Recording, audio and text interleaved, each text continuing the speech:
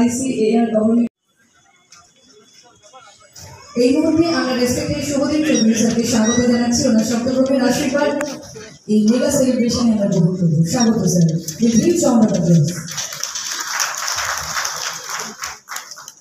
একটু মোটিভেশনের দরকার স্যার, একটু তাই আমরা একটু মাঝে মধ্যে অন্য বন্ধুদের বসার সুযোগ করে দেবো।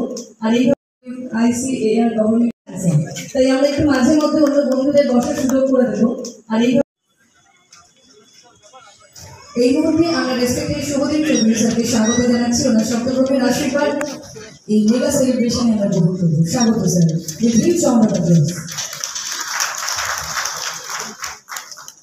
একটু মোটিভেশনের দরকার স্যার, একটু অভিযোগ একদম আপনাকে আমি স্ক্রিনশট দেখালাম, সেখানেই আপনি দেখতে পাচ্ছেন যে এখনো অফিসার ভেতরে আছে।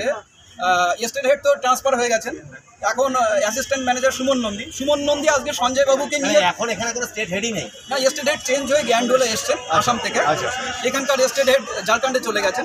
এখানকার যিনি অ্যাসিস্ট্যান্ট ম্যানেজার যিনি সুমন নন্দী আজকে সঞ্জয় বাবুকে নিয়ে প্রোগ্রাম করলেন। সঞ্জয় বাবু আমাদের ডেটা সিকিউরিটি নিয়ে অনেক কথা বলে চলে গেলেন, বাট একবারও বললেন না এই রাজ্যের মানুষ ই ডিস্ট্রিক্টের পরিষেবা কী করে পাবে, আমরা কি করে CSC ভিএলই হয়ে ই ডিস্ট্রিক্টের কাজটা করব, এসব নিয়ে কোনো ভ্রুক্ষেপ করলেন না। গোপনে চুক্তি হচ্ছে, চুক্তির কোনো ইমপ্লিমেন্ট নেই, চুক্তি অনুযায়ী টাকা স্যাংশন হচ্ছে, টাকা চলে যাচ্ছে এই TCS এর মতো সংস্থার কাছে, বাট সেখানে লগ-ইন নেই CSC। তাহলে এই টাকা ই ডিস্ট্রিক্টের পোর্টালে দেওয়া হচ্ছে, তাহলে ই ডিস্ট্রিক্ট পোর্টালটা এই রাজ্য সরকার বানিয়েছে কেন, বা কেন্দ্র সরকারেরও তো ই ডিস্ট্রিক্টের পেছনে ভূমিকা আছে। MeitY ministry of electronics and information technology government of India, তারও তো ভূমিকা আছে। তাহলে কি রোল প্লে হচ্ছে এখানে কোনো রোল প্লে হচ্ছে না। আপনারা ঠিক কি করতে চাইছেন? আমরা অলরেডি আমাদের সংগঠনের পক্ষ থেকে রাজ্য সরকার এবং কেন্দ্র সরকারের 10টা মন্ত্রণালয় নিয়ে আমরা হাইকোর্টে কেস করেছি। আমাদের আইনি লড়াই চলছে, সঙ্গে আমাদের রাজপথের লড়াই চলছে। আজকে দেখুন CSC দিবসেও আমরা এখানে ইউনিয়নের পক্ষ থেকে আমাদের ব্যানার রেখেছি এবং সকালবেলায় এসে আমরা ছোট করে আমাদের মতো মিটিং করে নিয়েছি।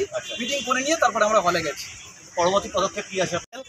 1000 কোটির বিজনেস করেছেন, সেই টুইটটা এখন টুইটার হ্যান্ডেলে গেলে সবাই মমতা ব্যানার্জির পেজে দেখতে পাবেন।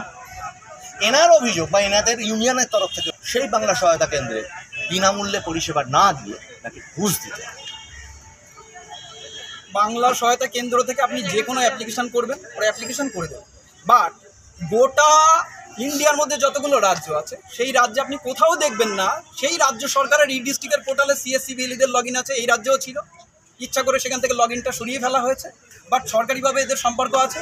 আর মুখ্যমন্ত্রীর 12 তারিখ আর 14 তারিখের যে নোটিফিকেশান আপনি ওয়েবসাইট খুঁজলেই পেয়ে যাবেন, সেই নোটিফিকেশানে সাধারণত এত বন্ডিংয়ের একটা সম্পর্ক কখনোই নষ্ট হতে পারে না। এখানকার যে CSC নিশ্চয়ই প্রত্যেক রাজ্যে একটা করে আলাদা অফিস থাকে, হ্যাঁ এখানে আছে, সেখান থেকে আপনারা কি করছেন? সেখানকার কোনো পরিষেবা আমরা সবসময় একটা বড় ভূমিকা এই পরিষেবাগুলো মানুষের কাছে পৌঁছে দেওয়ার জন্য। আমরা সবসময়ই সেখানে প্রত্যেকবার ডেপুটেশন দিচ্ছি, প্রত্যেকবার আমরা বলছি রাজ্য সরকারের ই ডিস্ট্রিক্ট পোর্টালে আমাদের লগ-ইন নেই কেন, লগ-ইন করতে হবে। ওনারা যেটা বলছে এই রাজ্য সরকার ওনাদেরকে অ্যাকসেপ্ট করছে না। শুধু তাই না, সবচেয়ে মজার ব্যাপার জানেন, নির্বাচন কমিশন একটা স্বায়ত্তশাসিত সংস্থা, আমরা সবাই জানি তো নির্বাচন কমিশন একটা স্বায়ত্তশাসিত সংস্থা। নির্বাচন কমিশনের সঙ্গে যদি CSC গভর্নেন্স সার্ভিসেস ইন্ডিয়া লিমিটেডের চুক্তি হয়, তাহলে এই রাজ্যের CSC সেন্টারগুলো নির্বাচন কমিশনের পোর্টালে CSC লগ-ইন দিয়ে ঢুকে কাজ করতে পারবে। 2018 সাল তখন আমরা করেছি। এখন দেখুন নির্বাচন কমিশনের পোর্টালে CSC লগ-ইন নেই। নির্বাচন কমিশন কার স্বার্থে CSC লগ-ইন তুলে দিল? তাহলে এখানকার যিনি CSC হেড আছে তারা ঠিক কি ভূমিকা? না, তারা জাস্ট আমরা যেটা সবসময় চায়ের দোকানে শুনছি, বিভিন্ন মিডিয়ার মাধ্যমে দেখছি, একজন আরেকজনকে রাজনৈতিকভাবে সাহায্য করে দিচ্ছে। তুমি তোমার মতো বজায় থাকো, আমি আমার মতো বজায় থাকি। অভিযোগ আনছেন, এটা সেটাই বিস্ফোরক অভিযোগ আনছেন যে CSCর এই মুহূর্তে এখানে যে অফিস, এই পুরো CSC সিস্টেমটা রাজ্যে যে চলছে, তার যারা এখানকার অফিসিয়াল দিবস পালন, অবশ্যই 26শে জানুয়ারি প্রজাতন্ত্র দিবস, একটাই, সেটাকে আমরা 20 আগস্ট পালন করবো। দিবস একটাই হওয়া উচিত, কিন্তু এখানে রাজনৈতিক স্বার্থ জড়িত আছে। আপনারাই তো ধরুন এইটা করেন, আমরা বললে অর্গানাইজার CSCSPB অর্গানাইজার, মানে এখানে আপনাদের কোনো ভূমিকা এখানে CSCতে সবচেয়ে মজার ব্যাপার, আমি ওনাকে এই ছবিটা ক্যাপচার করার জন্য রিকোয়েস্ট করবো। প্রকল্প বলা হয় CSC বা ডিজিটাল ইন্ডিয়াকে মোদিজি স্বপ্নের প্রকল্প, ঠিক? তাহলে তাই যদি হয় আপনাদের এখানে যে এই যে অভাব অভিযোগগুলো হচ্ছে বা এইভাবে যে ডিপ্রাইভ হচ্ছেন আপনারা আপনার কথা মতো, তাহলে সেখান থেকে আপনাদের তরফের আওয়াজ কি মানে সেন্ট্রাল গভর্নমেন্ট পর্যন্ত গিয়েছিল, অথবা গেলে কি তারা কোনো কর্ণপাত করলেন না? কর্ণপাত করছেন না, এখানে রাজনৈতিক স্বার্থ আছে। বলুন বিস্তারিতভাবে। চায়ের দোকানে গেলেই জানা যায় একই বৃন্তে দুটো ফুল, পদ্ম ফুল আর ঘাস ফুল।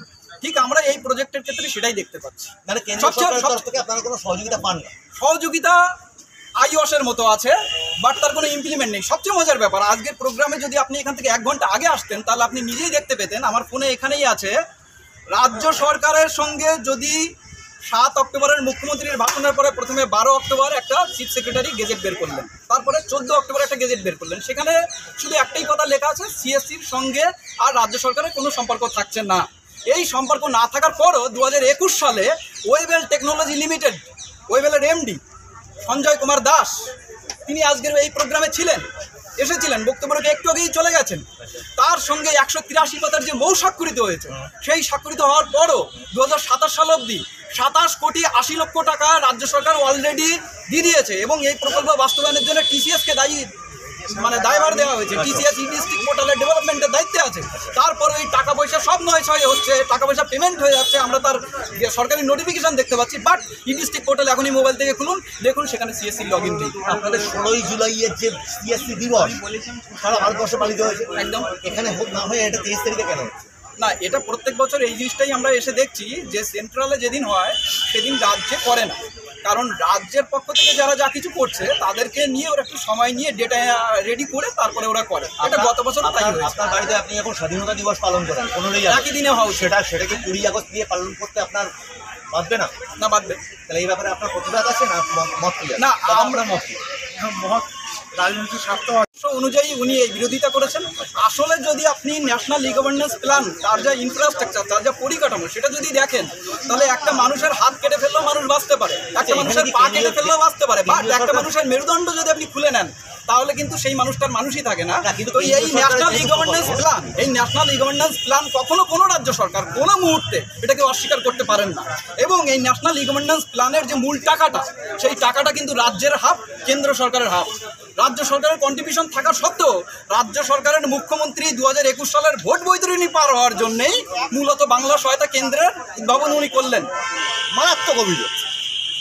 ওনার কথা মতো সিটুর এই যে অল বেঙ্গল সিএসসি ডিএল ইউনিয়নের যিনি সম্পাদক, তার কথা মতো এই বিএসকে কেন্দ্রগুলোতে এখনকার রাজনৈতিকভাবে যে শাসক দল রয়েছে সে নাকি ভোটের কাজে ব্যবহার করেছে। একদম তাই, এটা ভয়ঙ্কর বিস্ফোরক অভিযোগ। শুধু তাই নয়, এই বাংলা সহায়তা কেন্দ্রের মধ্যে হয়টা কি কাজ হয়? এর মধ্যে বিভিন্ন শ্রী এবং সাথী প্রকল্পের বিস্তার ছাড়ার কিছু নেই। আর যদি বাংলা সহায়তা কেন্দ্রের পোর্টালের মধ্যে আপনি ঢোকেন তাহলে তার ড্যাশবোর্ডের মধ্যে গেলে দেখবেন যে জাস্ট একটা লগ ইন পোর্টাল এবং তার মধ্যে অনেকগুলো ডিপার্টমেন্টের ইউআরএল আছে। ক্লিক করলে রিডিরেক্টলি সেই ডিপার্টমেন্টের মূল ওয়েবসাইটে রিডিরেক্টলি চলে যাচ্ছে। আপনার বাংলা সহায়তা কেন্দ্রের লগ ইন দরকারই নেই, আপনি ডাইরেক্টলি ডিপার্টমেন্টের পাবলিক ইন্টারফেসে ঢুকেই সেই কাজটা করতে পারেন। আসলে জাস্ট একটা আইওয়াস। এবং এই বাংলা সহায়তা কেন্দ্রে যারা প্রতিনিধিত্ব করছে এদের নিয়োগেও দুর্নীতি আছে, এটা নিয়ে কলকাতা হাইকোর্টে মামলা চলছে। এবং এইখানে যারা ঢুকে বসে কাজ করছে এরা মূলত পিকেট টিমের ছেলেমেয়েরা। আচ্ছা বেশ, এখানে আমার একটা প্রশ্ন হচ্ছে, বৈঠক সকাল 10টার সময় আমরা সবাই লাইভ দেখছি, হঠাৎ করে মুখ্যমন্ত্রী নাটকীয় ভঙ্গিমায় বললেন, আরেকটা কথা শুনুন, এই যে তথ্য মিত্র কেন্দ্র আছে না, ওটা দেয় আমাদের কেউ না, ওখানে আপনারা কেউ যাবেন না, ওখানে গিয়ে কোনো কিছু জানতে চাইলেই ওরা 20 টাকা 30 টাকা নিয়ে নেয়। এরকম ধরনের অভিযোগ মুখ্যমন্ত্রী ঝাড়গ্রামের প্রশাসনিক বৈঠকে করলেন। তাই আমরা করে দিয়েছি বাংলা সহায়তা কেন্দ্র। কি বললাম চূড়ামণি? বাংলা সহায়তা কেন্দ্র। এরকম নাটকীয় ভঙ্গিমায় উনি বাংলা সহায়তা কেন্দ্র এটা বলছেন, এটাই কি বিএসকে? Yes, BSK. আচ্ছা, এই বিএসকে, সংক্ষিপ্ত নাম বিএসকে, এই বাংলা সহায়তা কেন্দ্রের ইন্ট্রোডিউসিং উনি করালেন। শুধু তাই নয়, ইনি সেই সময় আমার এই রাজ্যে 41,000 সিএসসি সেন্টার, অর্থাৎ 41,000 এন্টারপ্রিনার এবং এক একটা সেন্টারে মিনিমাম 2-3 করে অপারেটর, তাদের ভবিষ্যৎ সব উনি ভাবলেন না। এই বাংলার সন্তান না ভেবে উনি বাংলা সহায়তা কেন্দ্র ইন্ট্রোডিউস করলেন এবং শুরুতে বললেন মাত্র 3000 বাংলা সহায়তা কেন্দ্র তৈরি করা হবে, সেটা বিভিন্ন পাবলিক লাইব্রেরি, বিভিন্ন সরকারি ভবন, এবং এরকম করে তাদের কোনোদিন কাজ যাবেন এরকমভাবে রঙিন স্বপ্ন দেখালেন। এইটার সঙ্গে কি কেন্দ্রীয় প্রকল্পের কোনো রকম ক্ল্যাশ ছিল বা এর মধ্যে কোনো রকম দ্বন্দ্ব আছে? ওটা একটা সেন্টার হতেই পারে ধরুন, বা এটা একটা সেন্টার, এদের মধ্যে কি দুজনের মধ্যে কোনো ক্ল্যাশ আছে? অবশ্যই আছে, এটা মুখ্যমন্ত্রীর মন গড়া ক্লাস। নাকি এর কোনো সমাধান বেরোবে? কারণ এই সিএসসির মূল যে জায়গাটা, সেই জায়গাটা তো কেন্দ্র সরকারের। কিন্তু আমরা কমিউনিটির প্রত্যেকটা পরিবারের কাছে পৌঁছে দিতে পারছি। তাই আরও একবার বারবার প্রতিদিনের জীবনে আপনারা end of the day say well done well done well done সবার সবার সবার সবাইকে আমরা এগিয়ে নিয়ে যাবো। This is for Medinipur East, West, sorry, Medinipur West, Meghnad Jain. আপনি রেসপন্স করবেন একটু সাউথ।